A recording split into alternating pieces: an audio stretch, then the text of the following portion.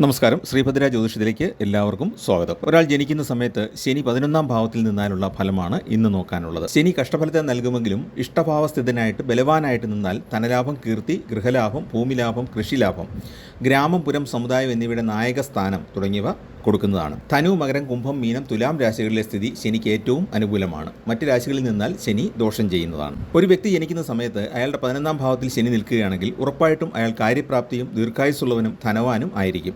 ശനിയുടെ അനുകൂല രാശികളിലാണെങ്കിൽ പൂർണ്ണ ഗുണഫലം ലഭിക്കും. ഇറങ്ങിത്തിരിക്കുന്ന കാര്യങ്ങളിൽ നിന്ന് പിന്മാറില്ല.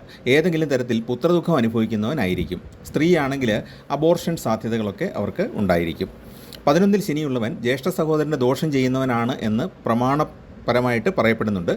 ദൈവഭക്തിയുള്ളവനും സർക്കാർ ജോലിക്ക് അർഹനുമായിരിക്കും 11ൽ ശനിയുള്ള വ്യക്തി. ചെറുപ്പത്തിൽ അല്പം ഗുണം കുറഞ്ഞാലും പിന്നീട് വളരെ ഉയർന്ന നിലയിൽ ജീവിതം നയിക്കാൻ സാധിക്കുന്നവരായിരിക്കും.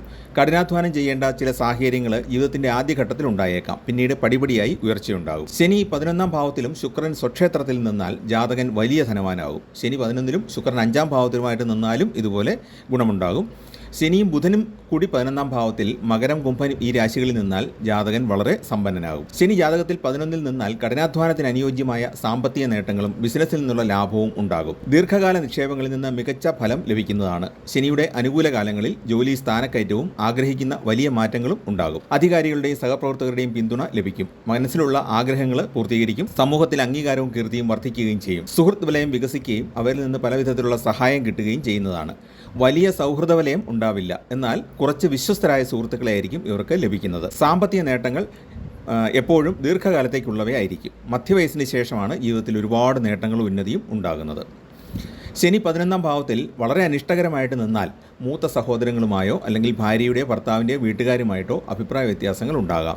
കൂടാതെ മക്കളുടെ കാര്യത്തിൽ ചില ആശങ്കകളും നമ്മൾ ഉദ്ദേശിച്ച രീതിയിൽ മക്കൾക്ക് ഗുണം കിട്ടാത്തതിൽ നിരാശയും ഉണ്ടായേക്കാം. ചില സമയത്ത് സാമ്പത്തിക തടസ്സമോ വിഷാദമോ ബാധിക്കാനും സാധ്യതയുണ്ട്. എങ്കിലും പിന്നീട് അവയൊക്കെ മാറി ഐശ്വര്യം കൈവരിക്കാൻ സാധിക്കുകയും ചെയ്യും. അതുപോലെ ശനി ബലഹീനനായിട്ട് ജാതകത്തിൽ നിന്നാൽ മോശം സുഹൃത്തുക്കളുമായിട്ട് കൂട്ടുചേരാൻ സാധ്യതയുണ്ട്. നിങ്ങൾ ഉൾപ്പെടുന്ന സമൂഹത്തിൽ പലപ്പോഴും പരിഹാസം നേരിടേണ്ടതായിട്ടും വരും. ധനമുണ്ടാകാൻ വഴിതെളിഞ്ഞാലും തൊഴിലിൽ സംഘർഷം ഉണ്ടായിക്കൊണ്ടിരിക്കും. ശനി വൃശ്ചികത്തിലോ മീനത്തിലോ നിൽക്കുമ്പോൾ ജനിക്കുന്നവർക്ക് പലപ്പോഴും ഒരു ഏകാന്തത അനുഭവപ്പെടാൻ സാധ്യതയുണ്ട്. പക്ഷേ ഇവർ ഷെയർ മാർക്കറ്റ് മുഖേനയോ ധനസംബന്ധമായ ബിസിനസ് മുഖേനയോ ധാരാളം ധനം സമ്പാദിക്കും.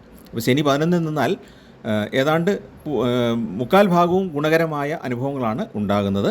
ശനി അനുകൂലമല്ലാത്തവർക്കാണ് കുറച്ച് മാനസിക വിഷമങ്ങളും പ്രയാസങ്ങളും ഉണ്ടാകുന്നത്.